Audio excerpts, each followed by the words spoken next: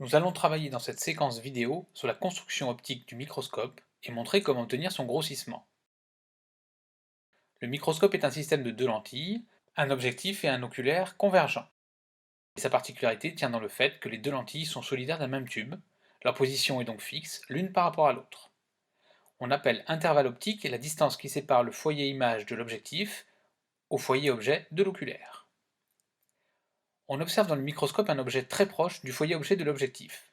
Celui-ci en fait une image intermédiaire. La mise au point du microscope consiste à placer cette image dans le plan focal objet de l'oculaire, ce qui permettra d'obtenir une image finale à l'infini.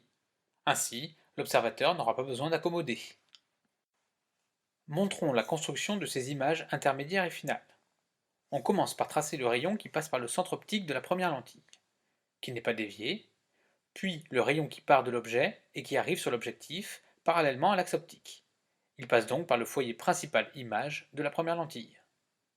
L'intersection de ces deux rayons donne l'image intermédiaire. La mise au point permet à celle-ci d'être placée sur le plan focal objet de l'oculaire. On cherche ensuite le devenir des rayons qui viennent percuter l'oculaire.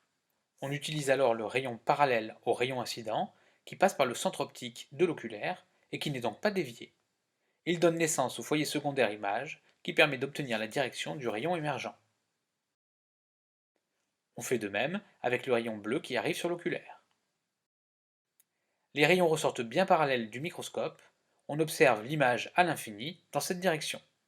Il faut alors placer l'œil ici pour observer cette image. Le grossissement est toujours donné par la formule G égale alpha prime sur alpha. Alpha prime est l'angle sous lequel on voit l'image à travers l'instrument.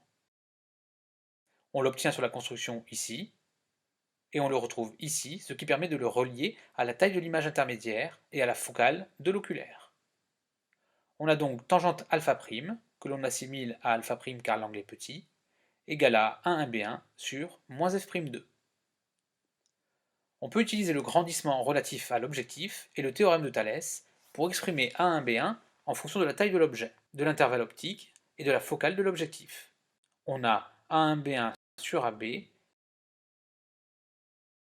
égale delta sur moins f'1. Donc finalement, alpha prime égale delta fois ab sur moins f'2 fois moins f'1. Occupons-nous à présent de l'angle alpha. Il s'agit de l'angle sous lequel on voit l'objet à l'œil nu, à la distance minimum de vision distincte. dm égale 25 cm pour un œil normal, appelé aussi œil hémétrope. On a donc tangente alpha égale ab sur dm. Finalement, le grossissement g est égal à delta fois dm sur f'2 fois f'1, puisque ab, la taille de l'objet, se simplifie. Le grossissement ne dépend que des caractéristiques du microscope, focale de l'objectif et de l'oculaire, ainsi qu'intervalle optique. Sur de nombreux modèles de microscopes, on peut changer l'objectif via un disque rotatif. On peut aussi souvent changer l'oculaire.